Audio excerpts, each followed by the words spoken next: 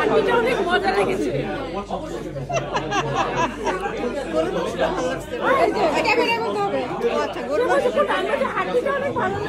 আমি তো গরুর মাংস খাই না, এই জন্য বলতে পারবো না। ও কি কোকটা অনেক মজা হয়েছে। আচ্ছা, কোকটা বানিয়েছে কে? তোমার তোমার না। কেমন হয়েছে? কোন খাবারটা বেশি মজা? খাবারটা বেশি মজা হয়েছে জিজ্ঞেস করতেছো? আমি বলবো সব খাবার মজা হয়েছে, কারণ সবাই অনেক কষ্ট করে সব বানায় নিয়ে আসছে। এই সবাই অনেক কষ্ট করে সব বানায় আনছে, যেহেতু সব খাবার মজা হয়েছে। কোনোটাকে আলাদাভাবে আমি ক্রেডিট দিব না। কি ম্যাডামে খাইতে নাস্তি খালি খালি হয়ে গেছে। খাইতে খাইতে টেস্টি মাছ পাও নাই? ছেলেরা সব বসছে।